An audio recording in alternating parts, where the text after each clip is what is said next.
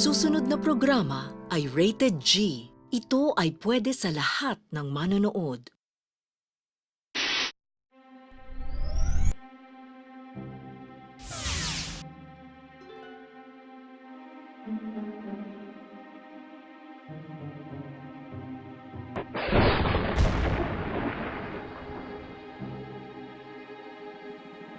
Oh? Vi? Presente aquí? Nandyan ba kayo? Oh? Vi? Why not ampalaya? Why not munggo at kalabasa? Why not gatas at keso? Why not, why not? Why not ampalaya? Why not munggo at kalabasa? Why not gatas at keso? Why not, why not? Why not, why not? Why not, why not? Why not, why not? Why not? Why not? Why not? Why not?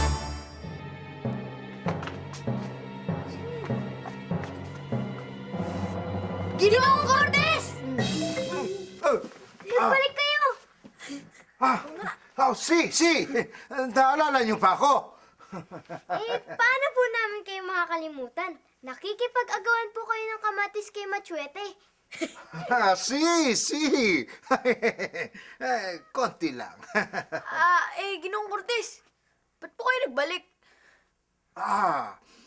May hinap-hanap kasi ako na prutas. Baka matulungan ninyo ako. Ano pong prutas yun? Alam niyo ba kung ano ang kakao? Kakao? Alam niyo ba kung ano ang kakao?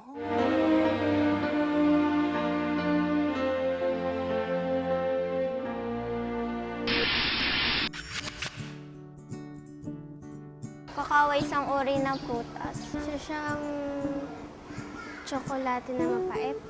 Coco po. Ang kakao ay parang isang puso ng saging. Hinog na ito kapag ito'y kulay green. Itim, tapos may pagka-oblong na bilog. Tapos ano ba? Yun lang. Ang kakao ay kulay parang kape. Kulay kape po. Kulay brown. Kulay brown po siya. Matabang. Para po siyang chocolate powder. Sa paggawa po ng chocolates, champurado. Na inahalo sa champurado. Sa champurado. Sa pagchichampurado po. Sa champurado po. Aha! Esto es bunga ng kakao. Dala niyo po yan mula sa inyong panahon? Si, oo. Kailan po ako nakakita ng kakao? Ano po ba ang ginagawa dyan? Aha! Ito ang ginagawang syokolate. Syokolate. Yan po ang ginagawang tsokolate? Si. Noong panahon naming mga Kastila, paboritong gawing chocolate drink ang kakao. Ginigiling ang buto hanggang ito ay lumapot at maging pasta. At pagkatapos, lalagyan ng kaunting asukar at harina, starch. Tatanggalin ang mga taba, saka lalagyan ng tubig. Muy bien, ayos na.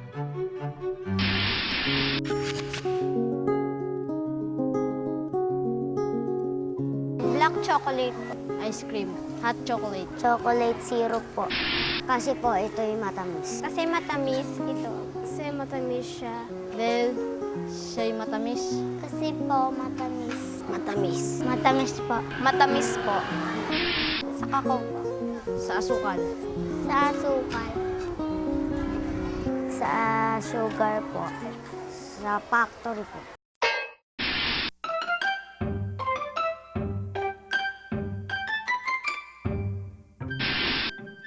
Ganun po pala ginagawa ang chocolate drink noon. Si.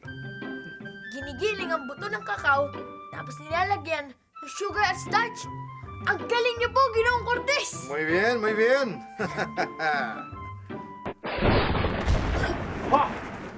Ginoong Machete! Haha! Sinasabi ko na nga ba? Nandito ka na naman! Ginoong Machete, bakit niyo po ba hinahabol si Ginoong Cortez? Dahil po ba sa kakao? Oo! Ako ang nagbigay ng kakao kay Ginoong Cortez! Cortez! Cortez! Cortez! Cortez! Cortez! Cortez! At ngayon, humingi kami ng kaunting buto para itanim. Ibinagkakait niya sa amin Sa inyo po nanggaling ang kakao? mismo. Ang kasaysayan ng tsokolate ay nagsimula sa gitna at silangang Amerika at sa Amazon noong 1200 BC. Bago pa dumating doon ang tinatawag natin ngayong mga Amerikano. Ang tsokolating gawa sa kakao ay tinuturing na regalo mula sa Diyos, sa gisag ng kapangyarihan, ginagamit ng pera, at isang pagkaing nagbibigay ng kalusugan sa mga sinaunang tao sa mga lugar na iyon. Ang tribong tinatawag na Olmecs ang unang nagtanim at gumamit ng mga buto ng kakao. Tinawag nila itong kakawa. Ang mga Maya naman ang pinakaunang lahi na tinuturing na mahilig sa tsokolate. Bahagi din ito ng kanilang relihiyon. Sa katunayan, sa kanilang banal na aklat, nababanggit ang puno ng kakao. Nagtuloy-tuloy ang hilig ng mga lahi sa tsokolate sa lugar na ito hanggang sa maghari ang mga Aztec noong ika-14 hanggang ika-16 na siglo. Ang tsokolate noon ay inumin para sa mga mayayaman at makapangyarihan. Ang kakao ay ginagamit na salapi. Tsaka po niyo natuklasan ang kakao at paggawa ng tsokolate, Senyor Cortez? Si? Oo. Pero, mas masarap ang chocolate drink namin. Ang tsokolate namin ang mas masarap dahil nilalagyan namin ito ng sili. No! Mas masarap ang sa amin. Mas masarap ang sa amin. Sa amin. Sa amin. Sa amin. Sa amin. Sa amin. Sa amin. Sa amin. Sa amin. Sa amin. Amin. Sa amin ang mas masarap. Sa amin. Sa amin. Sa amin. Sa amin. Sa amin. Sa amin. Bakit hindi muna po kaya tayo magmerienda para gumaan ang ating usapan? Si. Ito po, tikman ninyo.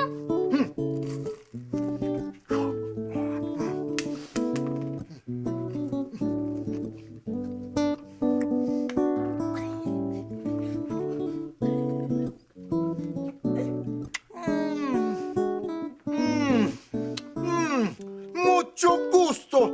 Masarap. Ano itong pagkain ito? Tsokolate! Tsokolate? Galing sa kakao? Tama kayo. Yan mismo ang tsokolate na galing sa kakao. Naninibago sina Cortez at Machete dahil hindi ganito ang lasa ng tsokolate noong panahon nila. Umunlad na kasi ang paraan ng paggawa ng tsokolate at nadadagdagan na ng sari-saring sangkap. Noong 1519, dumating si Hernan Cortez sa palasyo ng hari ng mga Aztec na si Montezuma. Ayon kina Cortez at sa kanyang mga kasamahan, si Montezuma ay umiinom ng 50 tasa ng tsokolate sa isang araw dahil nakapagbibigay ito ng sigla at kapangyarihan. Sabi ng isa sa mga kasamahan ni Cortez, ito ang pinakamasustansyang inumin sa buong mundo.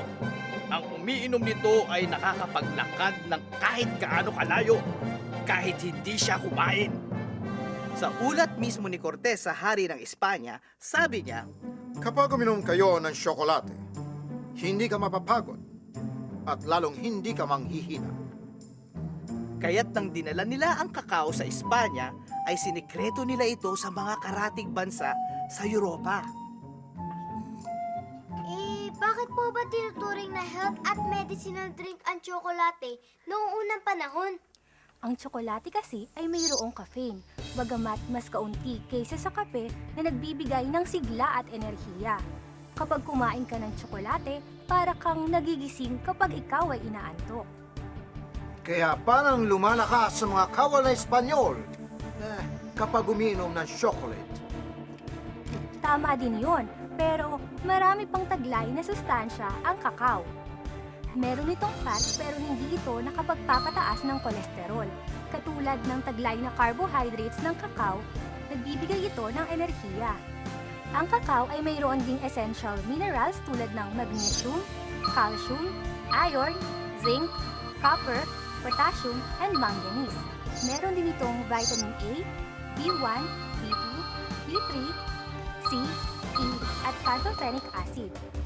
Bukod rito, ang cocoa at dark chocolate ay siksik sa mga antioxidants na nakatutulong sa pagpababa ng blood pressure at pinipigilan ito na lumapot ang dugo. Pero, di po ba nagpapataba ang tsokolate? Aba oo, tama ka dyan, Bot. Dahil kasi ito sa idinadagdag na asukal para tumamis ang tsokolate. Bagamat marami ring taglay na calories ang fat sa tsokolate, mas nakasasama sa kalusugan ang asukal na idinadagdag dito. Kaya mas magandang pumili ng tsokolate na mas kaunti ang asukal na nilagay. Tama yun. Kaya kailangan ipagtanggol ninyo ang bunga ng kakao.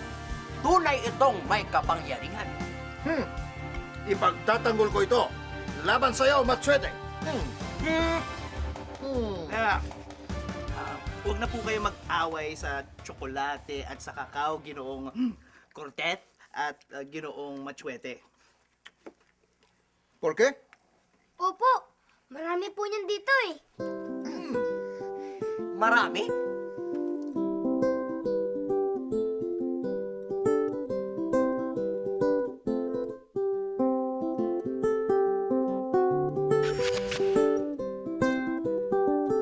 Kasi po, ito yung masarap. Kasi maganda po siya at marami po siyang designs at iba't ibang flavor. Vitamina po.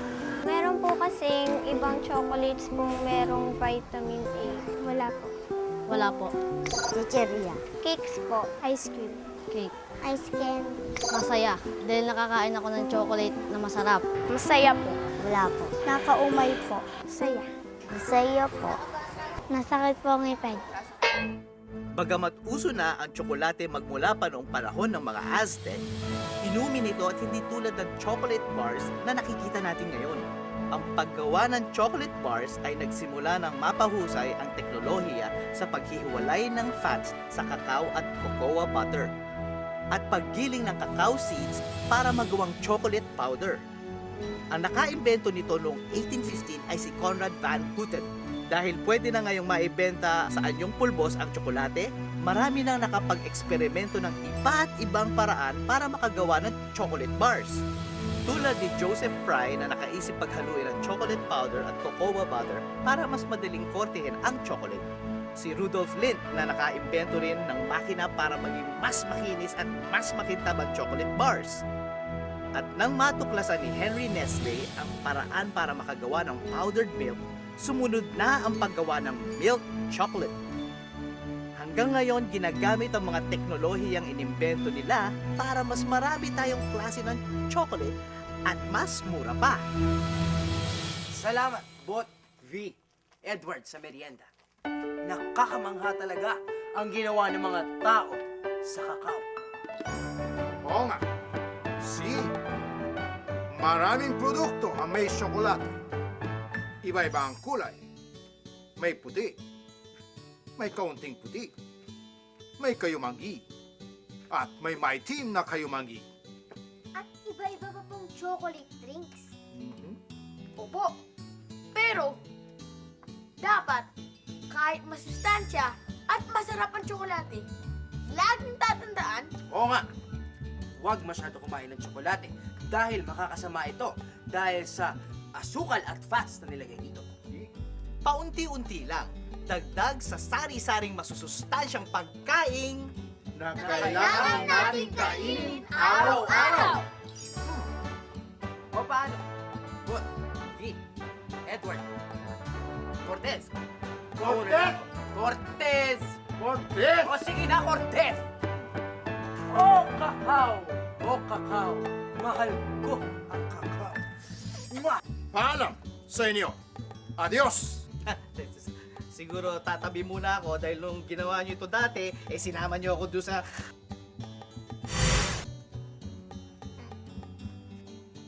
Kuya Edward!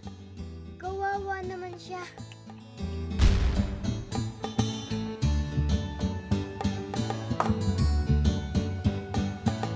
Why not ampalaya? Why not munggo at kalabasa? Why not gatas at keso? Why not, why not? Why not?